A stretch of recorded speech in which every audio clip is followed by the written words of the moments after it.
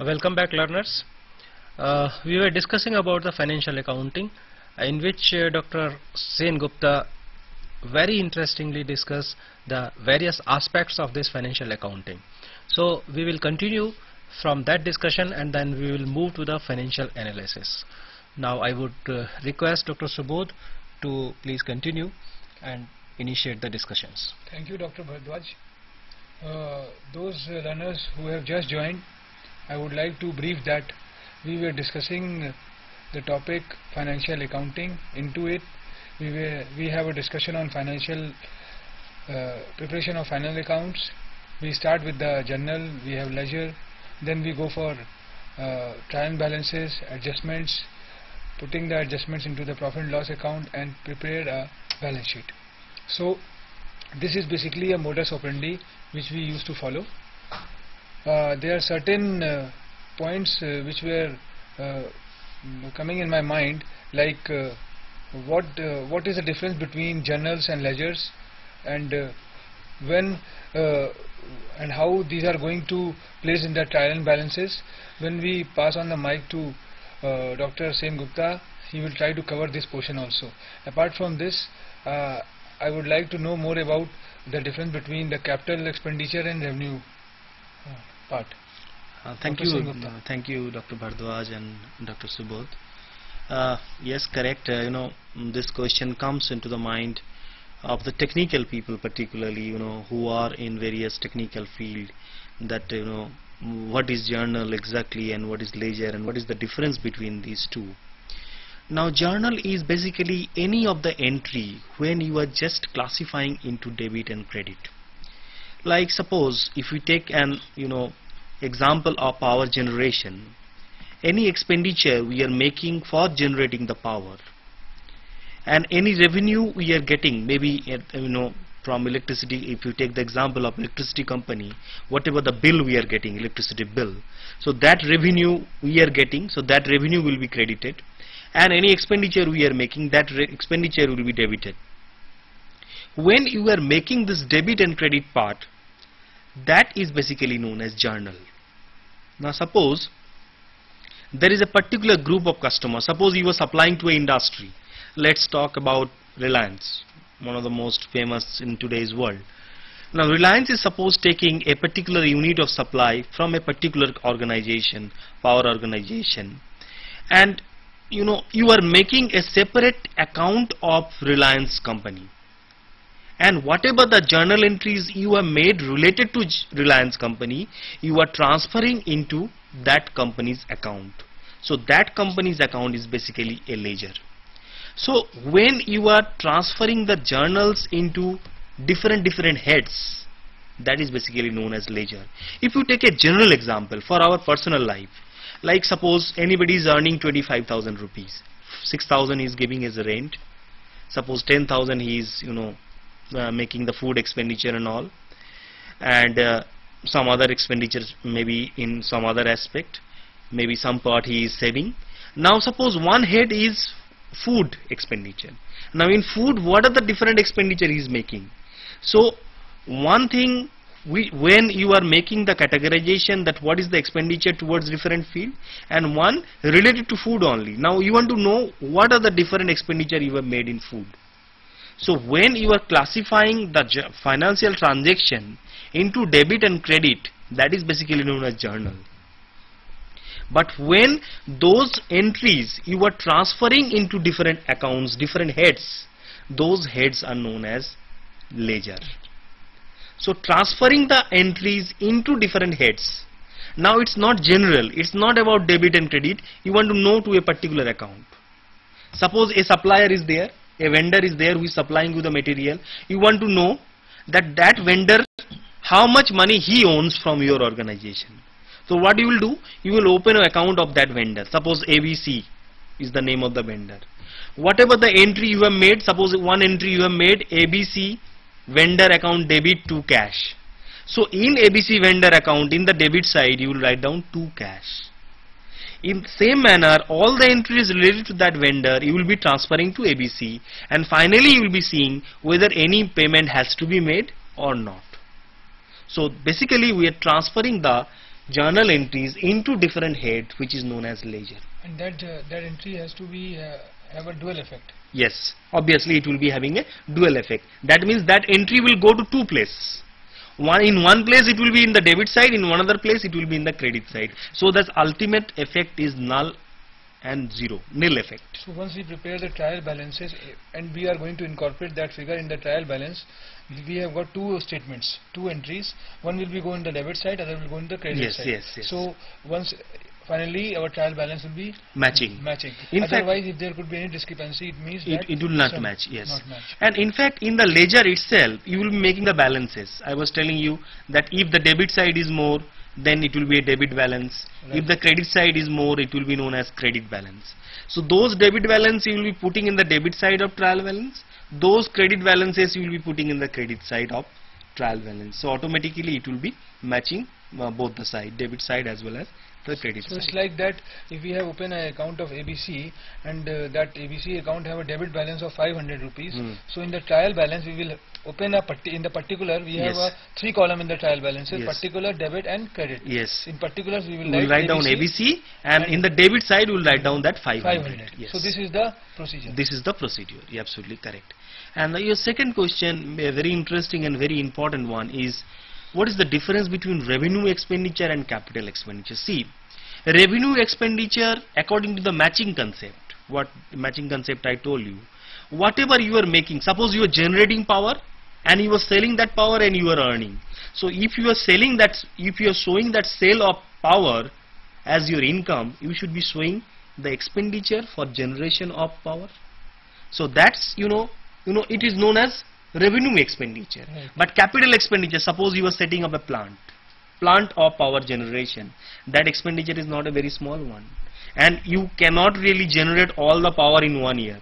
If you decide I will be setting up a plant and all the power I will be generating in 1 year and I will throw out that plant, that's not correct.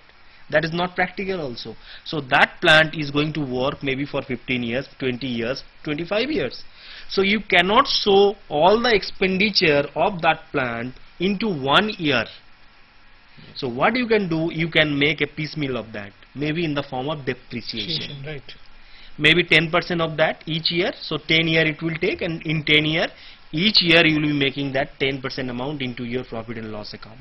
So the difference between revenue expenditure and capital expenditure is huge in nature, and you cannot really derive the advantage of capital expenditure in 1 year. So whole the amount you cannot really put in the debit side of profit and loss account. That's another concept is there known as deferred revenue expenditure. One is revenue expenditure, one is capital expenditure, and another is deferred revenue expenditure. Suppose, though advertisement may not be required, but you have put it some certain new sign board of your company. Let's take an example of Calcutta Electric Supply Corporation, CESC. They have put it, different boards in different places on television channel, DD Bangla, or maybe in some of those channels they may give the advertisement. Now the effect of those neo sign board they may not get in 1 year. They may get in 5 years. So 5 year your effect will be there, and 5 year it will help you to generate more maybe income, more maybe your brand name. Brand name is another thing which can help you to generate more income later on. Yes. So you can create brand name. Haldiram may not require any advertisement, still they go for advertisement because they want to keep their popularity at the same level. So hopefully there will be some time in the power field also, in the field of engineering also. Now we know in the cement industry how much competition is there. We know steel industry, the people are fighting like each other. There may be the advertisement. We have never seen the scope of advertisement so much for any of the organization of engineering industry particularly. So that advertisement is for 5 years, maybe suppose 5 lakh rupees. Now each year you can show 5 lakh. So this year, first year, suppose year 2007-2000 year, 1 lakh rupees you will be showing on the debit side, and rest 4 lakh you will be carrying in the balance sheet. Next year 1 lakh again you will be showing, and 3 lakh you will be carrying to the balance sheet. Next year 1 lakh again, and 2 lakh will be in the balance sheet. In this way all the 5 lakh will be over. So three concepts. So in that case, in the second year the written down value will be the original value minus whatever you have you already used, you have already charged. So these are the three concepts. One is revenue expenditure, one is capital expenditure, another is known as deferred revenue So expenditure. it's like that once we have go into the market and purchase a car, and say the glass is there, costs 5 rupees. So there is a difference between this, because car comes under the category of capital expenditure. Yes, yes, Because we are getting a depreciation year by year. yes.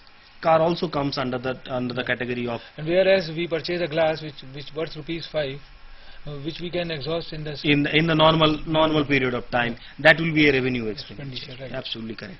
Obviously, if that car is helping you to generate income.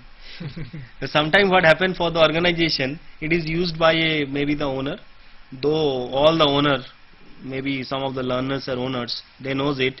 If they withdraw the money from the organization, they will be showing that the organization is using that, but actually they are using that personally.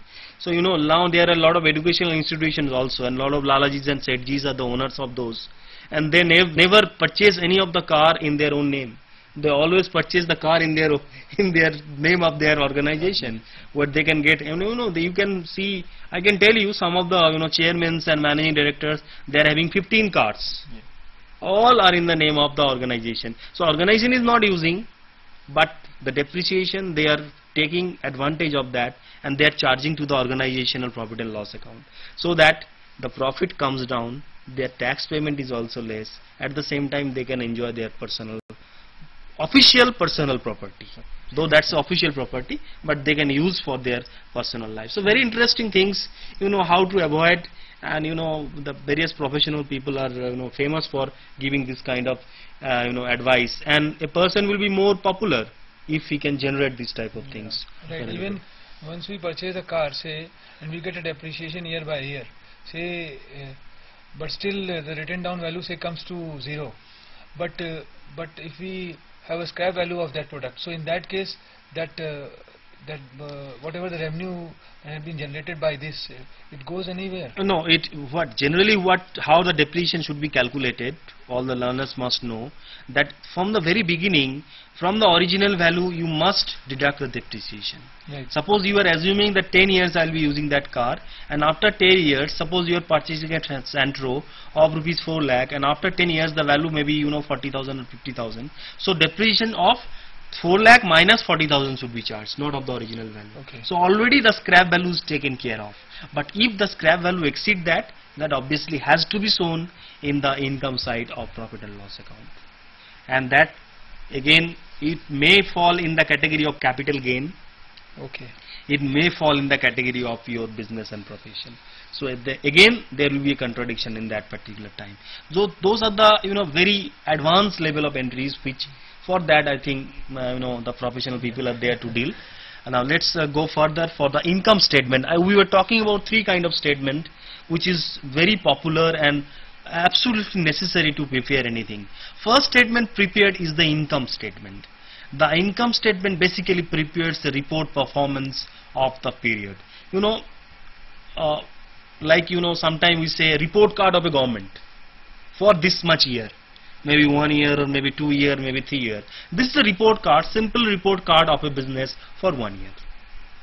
Maybe like we expect a result, like CBSE result has come, that may be for 1 year result, or class 9, class 8 result for 1 year. So this is the business report card of a particular business for 1 year or for that particular period. So this is simple, the income statement means. That means suppose again if you take about a power generation company's example, now whatever the total income he has generated in that particular year, it's not that from the very beginning. From 1st April to 31st March of the next year, whatever the total income is generated by selling of the power, that may be taken as total income of any organization.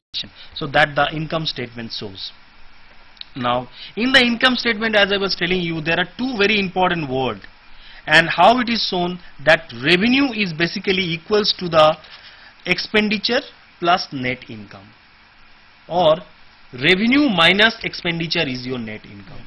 Whatever you are earning and whatever expenditure you are making, if we deduct, that means excess of revenue over expenditure is basically your net income.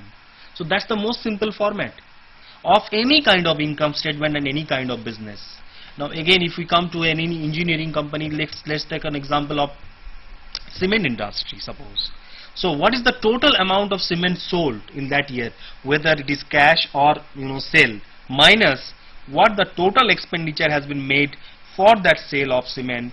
If we deduct that, that will be giving us the result of net income. So net income of that company. Now what are the incomes and what are the expenditure? That's the big question we have to deal, and accounting people basically will be looking into that matter. So income statement will be having two very important part. One is the revenue and one is the expenses. Now what is the definition of revenue and what is the definition of expenses? Let's first talk about revenues. Now revenues are earned for the sale of goods or services. Like in case of any of the generally engineering companies, if we take example again, if we talk about power generation companies, if we take any other example, they are providing the services. They are not selling any of the goods. If you are talking about a manufacturing company, obviously they are selling the goods. So revenues are earned either sale of goods or services. So sometimes it comes into our mind that it may be only sale of goods. It's not sale of goods. Hospital who are providing you the services. Treatment is another. Banks, so maybe hotels, restaurants who are providing the services to us, so they may be falling in the same category. So revenues is basically the income whatever will be the earned, and the revenues are going to be a very important matter for the organization. And when the sale will made, the revenue will occur. If there is no sale, there is no revenue. If there is nothing which you are able to supply to the ultimate people, ultimate customer or consumer, whatever the definition you want to give, then there is no revenue of your organization. Expenses, whatever the services you are providing. Suppose if you take an example of hospital, services you are providing. If a patient is coming with some disease, doctors are there, nurses are there, beds there, various experiments are there, then various type of treatment will be provided. Now expenses are incurred when a business receives goods and services. That means when you are receiving some services and you are paying for that, like you are paying to the doctors. Now take an example, suppose Dr. Trihan is coming to escort for operation of a heart patient. He is charging something from the Fortis or escorting hospital. So that charge he is taking from the hospital because he is providing the services. So any expenditure you are making to somebody who is giving you the services, and you are charging the cost of services from the people. Like your employees of a hotel is providing services to the customer, and as your employees are providing the services, you are charging something, and at the same time you are also paying to those employees. So salary what you are paying because they are giving you the services. They are giving the services to your company.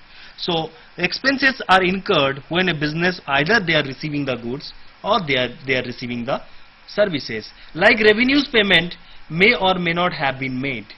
Like revenues, this payment may or may not have made, means it can be accrued. Sometimes there are certain kind of business where particularly unorganized labor or unorganized worker or foreman, maybe supervisor, they are unpaid maybe for 2 months, maybe for 3 months. Then there were some problem of textile industry. There are certain textile industry where salaries or wages, better to say, not salaries, wages of 3 months or 4 months is not paid, but entry of salary or wages has been made. So whether it is paid or not paid doesn't matter in case of expenses. Similarly, in case of revenue, doesn't matter whether it is paid, whether it is received or it is not received. Accrual has to be taken into consideration. Yes, accrual has to be taken into consideration. That's the most important things. Now income statement, as we were discussing, most business require more information from the business than only maybe a simple income statement can provide. Income statement should not be only what are the revenues and what are the incomes. It should be having some backup, and some of the organization gives multi-step income format. It's not the same format which is statutory from maybe Companies Act point of view, or maybe from Partnership Act point of view, or sole proprietorship point of view. It should be analyzing the reason of expenditure and the reason of income. So there are different formats where first you may be preparing only prime cost. Prime cost is generally whatever the direct material you are using, whatever the direct wages you are paying, and whatever the direct expenditure you are giving. If you add these three, that is going to be your prime cost. Now if you add the expenditure which is there in the factory overhead, that will become work cost or factory cost. Now if you add with factory cost all the administrative and general expenditure, that will become cost of production. Now if with the cost of production, if you adjust the finished goods, that means what was the opening finished goods and what is the closing finished goods, that will become your cost of goods sold. Then you need some selling and distribution. When you are distributing, your networking expenditure, the commission given to the different people. So if you add those, then it will be known as cost of sales. And then from sale, if you deduct cost of sales, your profit is going to come. Yes. So income statement may be of multi-step. You may or may not be writing all the expenditure on the debit side, all the income in the credit side, deduct that. You may be showing that what is prime cost, what is work cost, what is cost of production, what is cost of goods sold, what is cost of sales. So there are different formats used by different authorities and different organizations, which shows what kind of analysis we can make, and you can also find out that where you are incurring more cost.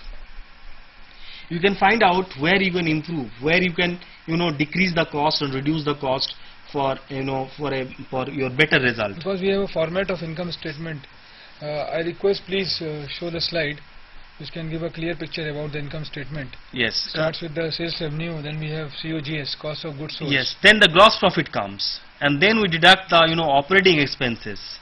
Then we get the ultimate income of the organization. So it's important first we deduct the cost of goods sold, and then we can get the cost or the gross profit.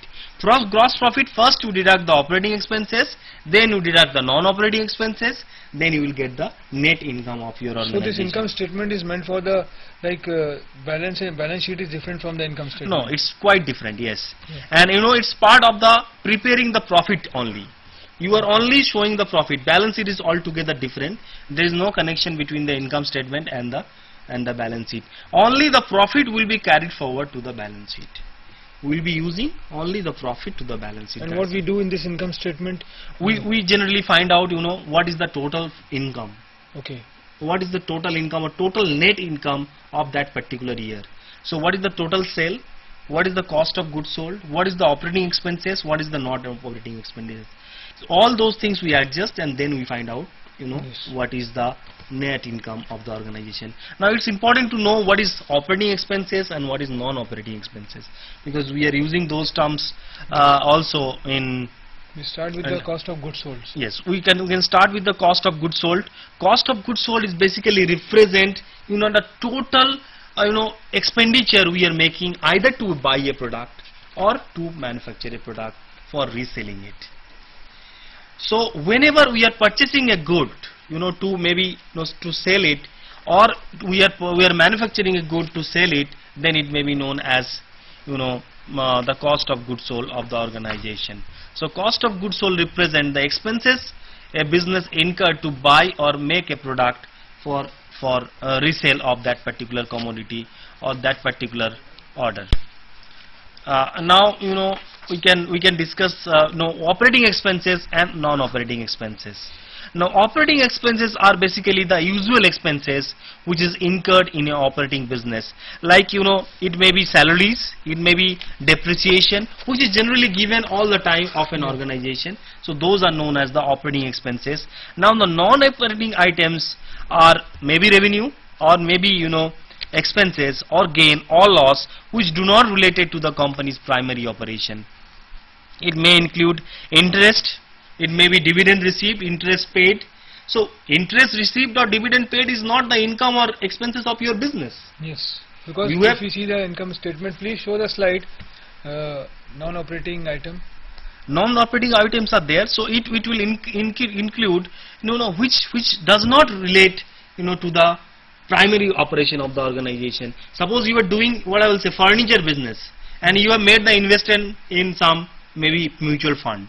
So whatever the earning is coming from that mutual fund is your non-operating income. Similarly, any expenses you are making towards investing that mutual fund is your non-operating expenses. Because that is going to affect the profit. Yes, that is going to affect the profit. That's correct. So there is operating expenses which is on the regular course, and there is non-operating expenses too. Now income statement, income tax is going to be a very important part. Income tax are computed by multiplying income before tax by the income tax rate. So generally, after getting all the calculation, whatever is the income, and if that is coming in the 30% slab, that will be multiplied in 30%. If it is 40%, then it will be multiplied by 40%. So income tax is basically multiplication of the percentage on the total income, whatever the income you have derived. Like if there is, income before tax is suppose $50,000, and the income tax rate is suppose 30%. So 30% into 50,000, that 15,000 is going to be the total tax which will be charged from the organization. Now the second one, in mind you, three things we have promised to discuss. One was income statement that we have finished. Second is the statement of retained earnings. Now statement of retained earnings is reports how net income and dividends affects a company's financial position. Whatever is the earning of an organization, he can do only two things. Either he can give as a dividend to the shareholders, or he can retain it and he can invest in some other organization, maybe diversification, maybe in the same organization, extension, merger, amalgamation, whatever it may be. So basically this is the two objectives. So retained earnings, statement of retained earnings is a format which will be showing you the net income minus dividend and what is the balance which is remaining. Suppose $50,000 is the net income, and you have decided 20,000 you will be giving as dividend. Rest 30,000 is your retained earning. So retained earning is basically the part of earning which is retained by the organization for some future plan, maybe some future investment, maybe to purchase some company, maybe some diversification or any other purpose. There is some difference between dividends and retained earnings also. Yes, dividend is the payment which has been made to the investors, to the shareholders, and retained earning is just opposite. Suppose if the 100% is your total income and 30% you have given as dividend, balance 70% is your retained earning. Okay. So 30% if your dividend you have paid, dividend payout, that balance 70% is going to be the retained earning which is there in the organization. Organization can use it for different purpose. They can issue bonus share, they can make some reserve account, maintenance reserve, replacement reserve. Sometimes in case of power generation company, what happens when they plans to set up some new plant, they do accumulate the reserve for different years and then they put into the separate investment, because plant and other things requires huge investment, right, and that huge investment cannot come from 1 year's profit. So accumulate that retained earning for a period of time, and then plus you can take finance from various institutions. Obviously there are certain financial instruments also in the market, and ultimately by accumulating that total amount you can purchase a particular plant or you can establish a particular Sometimes plant. they keep the retained earning to meet out the contingencies also. Yes, sometimes we keep like I was giving the example of compensation. Yes, yes. So there is a workman compensation fund. A retained earning maybe 5% or 2% you are keeping in that. If any time anything arises, you will be giving out that. So the company have a policy of like this much percentage they will keep as a retained earning, and they will give as a dividend. 10% is the minimum which they keep as reserve and surplus. Company is never going to give you 100% flat out as dividend. Okay. Sometimes what happens, there is some internal things which plays a very important role. Sometimes board of directors, if they feel that they can leave and they are having a majority of shareholders, they may try to declare most of the dividend. It's very interesting. Board of directors are generally elected by the shareholders. They are also part of the shareholders. Yes. And they are making the decision for themselves. So what will be the best for them, what will be the best for the shareholders, for the majority of them, it will be decided. So that's the way the practical things goes. Yes. Theoretically it may look like it is going to be fair, it's going to be simple, it's going to be keeping in view all the decision, all the future plan. Whatever they will feel best for themselves, that they are going to do. It's as simple as this. Sometimes they used to shoot up their market share and give more dividends so that the shareholders can extract. And Yes, These are some yes, policies. yes. Sometimes, particularly when they want to float some share, Yes. so they make, they may try to attract by giving some more dividend, and people will be feeling, that the company is doing very well, and they may give some extra dividend so that investor can invest in the company at their market price rises. So those are some of the policies, some of the tactics which is used by the organization for different reason. Now, in the statement of retained earning, one thing is very important, that income statement must be prepared before the statement of retained earnings. You should not decide first Yes. that what you are going to retain. Yes, That is yes. not advisable at all. First you see that what is your income, what is your income statement is saying, then you try to decide about your retained earnings. It should not be vice versa. It should not Yes, be yes. opposite, that first of all you were deciding what is going to be what is going to be your retained earning, then you are thinking, okay, what is going to be the dividend. And finally, let's talk about the balance sheet. The purpose of balance sheet is basically to prepare a report of the financial position of an accounting entity. Accounting entity means an organization. Maybe a sole proprietorship business, partnership business, company, doesn't matter. At a particular period of time, again, here it is not the period. It is not, from 1st April to 31st March of the second year. It is one date. If you are preparing a balance sheet, it should be on one date. Like from 31st March of 2000, you are preparing a balance sheet. So your financial position on that date. It's not from 1st April to 31st March, because financial position is going to vary. So financial position, whenever you will be trying to project, it will be on a particular date, not of a particular period. Okay. So that is the one very major differences between income statement and balance sheet. And in the balance sheet there are two main items which plays a very important role. One is the asset and another is the liability. Now asset are the economic source which is owned by the company. Asset are the various economic sources which the organization owns. Sometimes this can be a building, a land, machinery, or it can be a current asset. It can be stock, it can be cash, it can be bills receivable. So either it can be a fixed asset which is long in nature, which will be of a permanent nature, or it can be a current asset like bills receivable or cash or something like that. So asset is going to be one of the main economic resources owned by a company. Similarly, liabilities is just opposite. Yeah. Liabilities is the debt or obligation of the company. Company has to meet that obligation. Company has to pay that amount to the people to whom he owns. So just opposite contrast. Like if we can give the example of building and land as asset, then liabilities, maybe we can give the example of let's say creditors, Yeah. let's say loan taken from financial institution, or anything where we have to pay certain things to the people who owns that particular things. Maybe some bonds, maybe some debenture, maybe any other amount which we have taken from a particular person or from a body which we have to repay.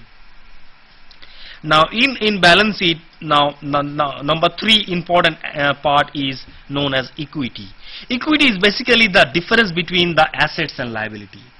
If you deduct the liability, particularly the outside liability, from the asset, suppose again if we take the example of a power generation company, the plants are going to be asset, the accrued bills which you are supposed to get as your current asset, your cash is your current asset, minus the current liability, payment to the vendor, outstanding wages to the different people who are supplying, any other raw material wages or raw material expenditure outstanding. If you deduct the outside liability from the total asset, whatever is left is basically known as equity. So equity is basically the residual balance, and this equity is nothing but the amount of the stockholders, or the amount of the shareholders, or the amount of the owners. So equity is the difference between total asset and liability, and it reflects the amount owned by a owner of an organization. Now there are different type of assets, as I was telling it to you. There are current asset and there are non-current asset or fixed asset. Now Fixed asset is going to be for a long period of time. I have given the example of building, machinery, plant, furniture, which is going to be there for a long period of time.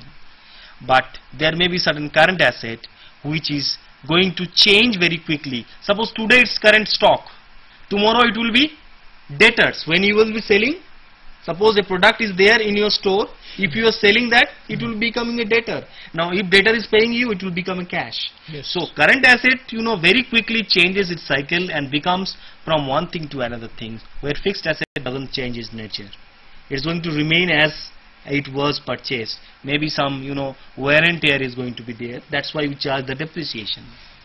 So in current asset, now current assets are asset that will be used or turned into cash within 1 year. So less than 1 year if it takes to turn back into the cash, it is known as current asset. Otherwise it is non-current asset, and non-current asset basically includes. So it had some relation with the example which I had taken, like capital expenditure and revenue expenditure. Yes, capital expenditure when you are making its fixed asset. Okay. And revenue expenditure basically it's not neither fixed asset nor current asset, but current asset is which can be transferred into cash, but capital expenditure is made to purchase the fixed asset. Okay. Whenever you are making capital expenditure, it will be used for purchasing the fixed asset. Absolutely correct. Very good point in fact. So non-current asset are the building, equipment, maybe patents, maybe copyright, maybe any other things which is for a long period of time, which will go for a long period of time. Now the other part of the balance sheet, very important part, known as liability. Now there are two type of liability. One is current liability, another is non-current liability. So the current liabilities and non-current liability, all long-term liabilities. So current liability again, which we have to pay within 1 year, yes. And long-term liability are the liability which you have to pay for over a long period of time. Suppose you have taken a loan, term loan, loan from the financial institution for 5 years, for 10 years, for 15 years. Those things you will be paying for a long period of time. But your current liability, maybe your creditors, maybe your bills payable, maybe anything outstanding wages, it is accrued to your labor but you have not paid. So those are the current liabilities which you have to pay immediately. So these are the balance sheet items.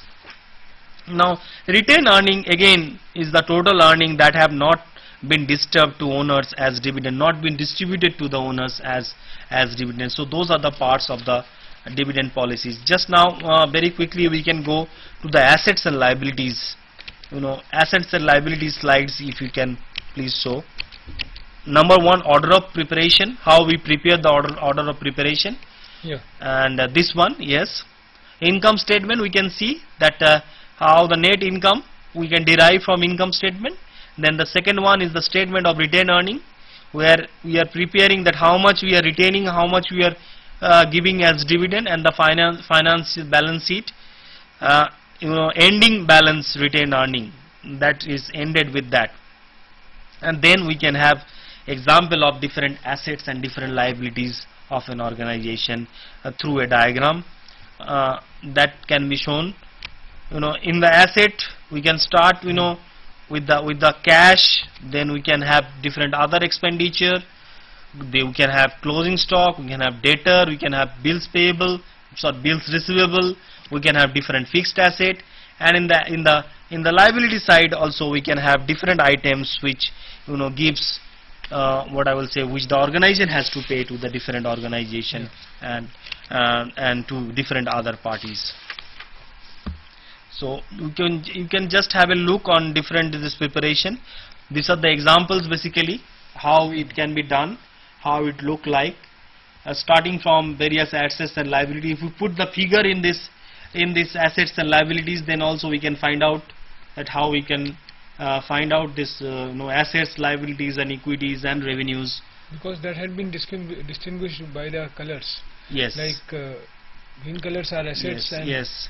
So what the color? Yes. That represent that color of divisions only. Revenue has been shown, liabilities has been shown, and assets has been shown, and equity has been shown. So that color represent that kind of category which we are trying to make. And last, the income statement, if you please can show income statement, and finally the last one, the balance sheet. Once the income statement This is the preparation of the income statement we have discussed. This is the step 2. Can we throw more light on the income statement, like what you have already explained? Starts with the sales revenue, then No, basically in income statement what we are trying to find it out, we can deduct the cost of goods sold from sales, and then we can deduct the operating expenditure as well as the non-operating expenditure, and then we can find out the net income. So just show the examples of the balance sheet, Okay. the last one, and then we can finish this part. These are only the quantitative figures has been put it, whatever we have discussed.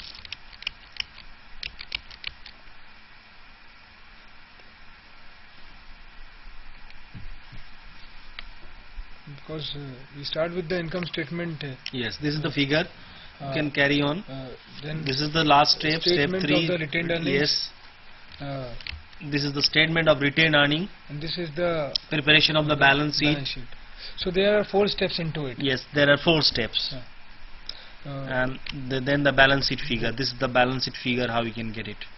So what you have said, left side could be the assets, and Yes, it has to be. In fact, the statutory that left side your assets will right side your assets will be there, and left side your liabilities will be there. And in the liability side you will be starting with generally you will be starting with the shareholders fund or equity fund, and then you will be starting with the current liabilities, and on the right hand side we will be having fixed asset, and then we will be having the current so asset. once we prepare the balance sheet, we have to go back and take the data from the profit and loss account. Yes, That is net profit, that is net profit. and that is going to incorporate where? That is going to be added in the capital, and Okay. if there is any drawing, that has to be deducted from the capital. Okay. So in the case of the companies or big organization, there is no drawing as such. So Right. you will be adding the net profit after adjustment of the dividend or whatever it may be. So whatever the retained earning is there, that has to be added to the profit of the organization. Now we can go to the the financial analysis part, which is going to be very, very important for any of the person who is dealing with the financial statement. Now what is there in financial statement? First of all, there are few concepts which is very important. Number 1 is the cost of capital. Cost of capital is basically how much we are paying. Suppose we have taken a loan of, let's say, 1 crore rupees, and we are paying 10% as interest. So that 10% is the cost of capital to acquire that loan of 10 crore or 10 lakh or whatever it may be. So cost of capital is going to be important. Now cost of capital mainly is having 4 parts. Number 1, cost of debt. Cost of debt means you are taking from some financial institution or bond or debenture. Number 2, it is the cost of preference share. Cost of preference share, which is not very popular nowadays. Preference share has lost in importance over a period of time because debt has become very popular. The problem with the preference is that neither it is debt nor it is equity. So people don't prefer nowadays. Then it's the cost of equity, cost of the owner who want to invest as a equity shareholder, and last is the cost of retained earning. Now these 4 things if you pull together, then what we'll be making is weighted average cost of capital.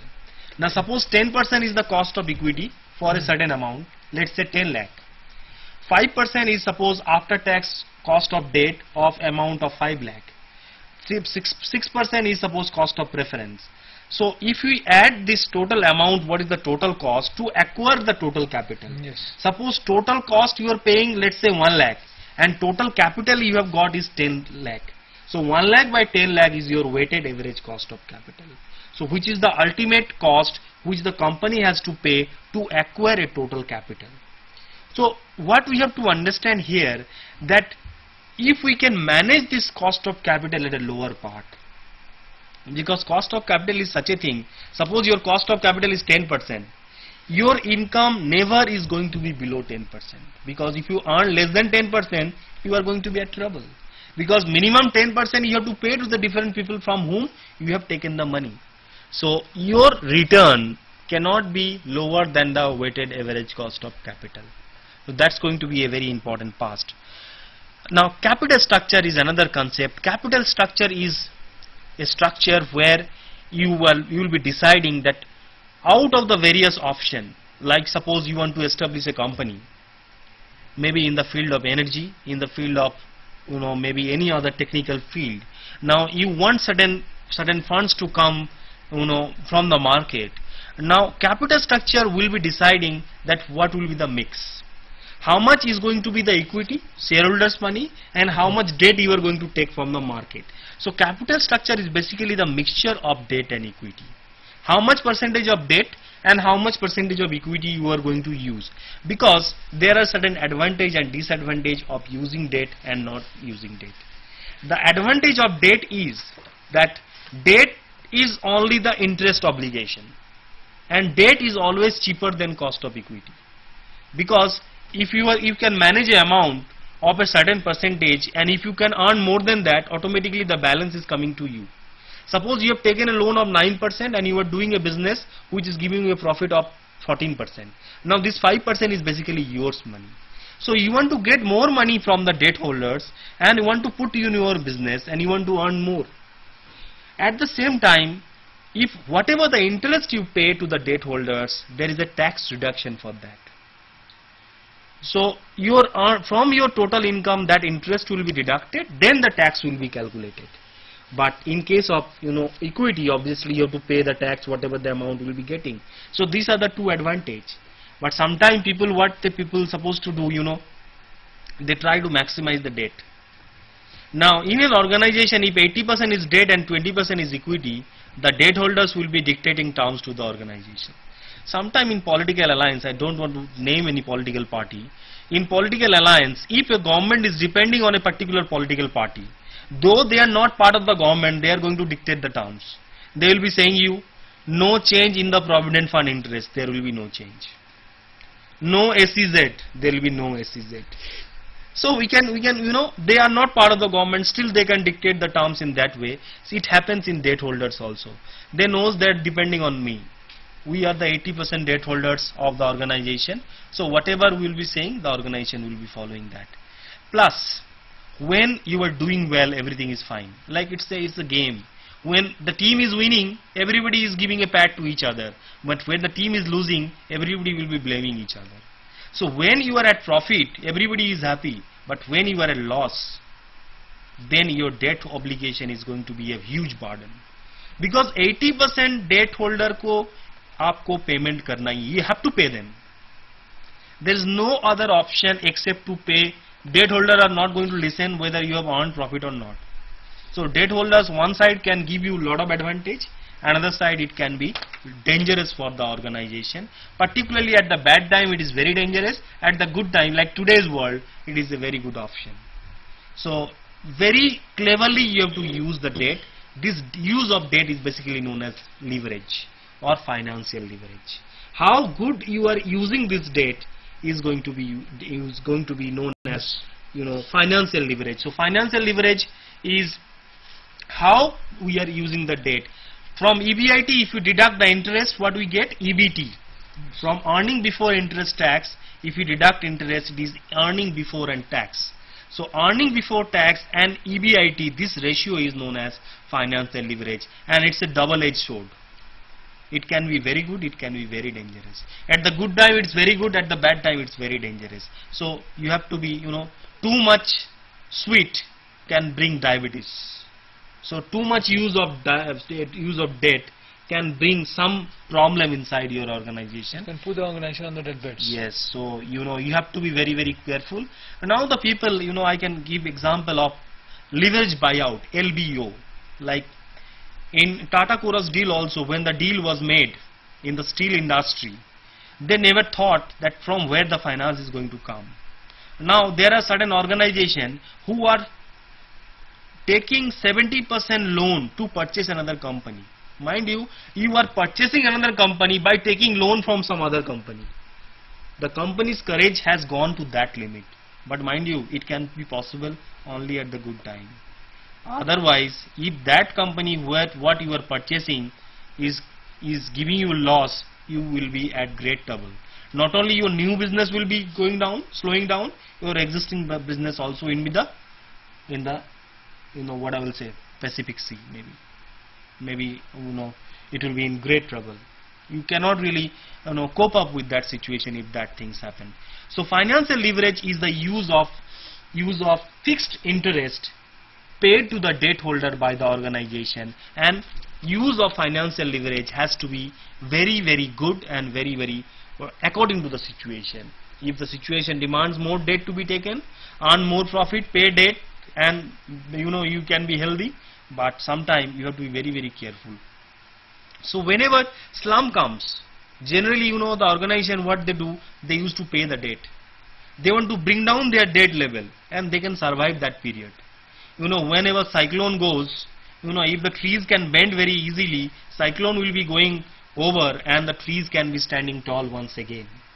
So that type of, that carving of that tree is basically the reduction of debt. So debt also, not only the debt you can use maximum, but it has to be flexible, so that at time you can pay the debt. You cannot commit with them that okay, 15 years, 20 years you will be my debt holders. No, it's not possible. So very carefully, whenever a person will be projecting, suppose you are preparing a project, engineering project, and you are making the project a project, what I will say, presented to the banking organization, your debt should be presented in such a way so that question should not arise why you are taking that percentage of debt. So whatever will be the cost of total the equipment or total expenditure, the minimum percentage you can use as a debt, and maximum you should try at the beginning at least of your own money. When you will grow, then you can take more debt and you can grow, because at that time already you are established, but initially it should be equity which should be preferred. That's why either the venture capitalist or IPO, initial public offering, which is popular at the very beginning. Later on the use of debt goes on. Then, so this is the financial leverage, which is very important. Second is known as operating leverage. Now operating leverage, there are two types of cost. One cost is known as variable cost, another type of cost is known as fixed cost. Variable cost, which varies with the quantity. Suppose you want to generate 1 unit of power, suppose cost is 2. If you want to generate 100 unit, the cost will be 200. So when the unit generation will be more, your cost will be more. So variable cost varies with the unit of production, where fixed cost, you have purchased a machinery or a plant, power generation plant, the fixed cost is this much. This is not going to change. So the variable cost is going to change, but the fixed cost is not going to change.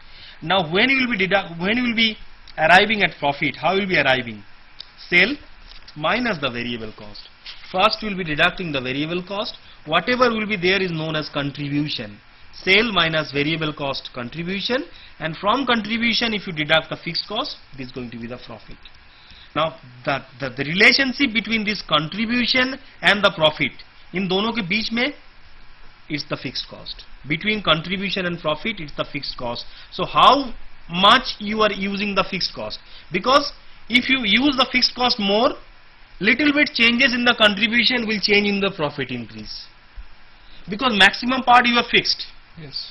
Only little bit part is varying. So little bit change in the sale, it will increase the profit. Similarly, in the case of financial leverage, little bit change in the EBIT will change in the earning per share. So these are the leverage which organization can use for increasing. So 10% sale or 10% increase in sale may result in 50% change in EPS. EPS means earning per share, and earning per share is basically what we are looking for as an investor. So this leverage, financial leverage and operating leverage, is the two ratio what we have to look for as an investor, that how we can change this ratio, how we can make this ratio so that little bit changes can increase the EPS. And I want to tell it to you that in the newspaper, when you will see, suppose today in the newspaper if you see, there is a statement of VHEL, VHEL, Bharat Heavy Electrics Limited, and the statement, their total income has been shown, total expenditure has been shown, and there are two type of EPS they are shown, particularly in this heavy engineering field. It may be NTPC, it may be VHEL, it may be any of this sort of organization. They shows two type of EPS. One is known as basic EPS and one is known as diluted EPS. Now the difference between basic EPS and diluted EPS is, basic EPS is whatever the total earning divided by the number of share. But in case of diluted share, the total earning divided by number of share plus number of securities can be transferred into share. Now in NTPC or a WEL, there are certain debenture holder known as convertible debenture holders that can be converted into the equity shares. Now while calculating diluted EPS, you have to take account of those also. So particularly in this particular field, in the engineering field, you will see there are two types of EPS. One is basic EPS and one is the diluted EPS, which plays a very important role. Now combining this financial leverage once again I want to tell, it's nothing how much interest you are paying. It is the interest payment, use of debt. And second one, which is known as operating leverage, use of fixed cost. Now if you combine these two, means interest plus fixed cost, if you combine these two, add these two, the effect of these two together is known as combined leverage. So there are three types of leverage. One is financial leverage, which if you want to know, it is basically the EBIT and EBT relationship. Right. And operating leverage is contribution and profit relationship. And combined leverage is sales and EPS relationship. Okay. Means from the top to down. So once we sales is the first thing and EPS is the last thing. Because if the EPS is more, there is a more chance that your dividend will be more, your retained earning will be more will be the growth. But if the EPS is less, there is no chance of getting more dividend. So everything depends on the earning per share. Now another very important part. So I would like to I would like to say that we have already covered the financial accounting. Into it we have talked more about the profit loss account, balance sheet, which is one of the aspects. In the initial stage I have discussed a lot about how to distinguish between the cost accountant and chartered accountants. The role of the chartered accountant is more into the financial accounting, if I am not wrong. Yes, correct. Whereas the role of the cost and works accountant is to take into consideration the cost management accounting or the cost accounting. So in our coming discussion we will take a elaborative view on the cost accounting as well as the budgetary control and other aspects, because these are the other things. So I request the learners to please be there, because we have a very important topic. Without it the whole this accounting part will be incomplete. What do you think? Certainly, Dr. Subodh, our learners must have find these discussions very interesting. Though for engineers especially, yes, these things are relatively new, and I think because of the clarity in the discussion, but they must be enjoying these things and they must be understanding these things, and they have to undergo this particular block. They have to read particular block which is on the financial management. This is which is the block 5 of this course, B003. But till now I have not received any call from any of the center. I think either the students are finding these discussions very clear and there is no doubt, or there is no question, or there is no you can say lack of clarity in the presentations.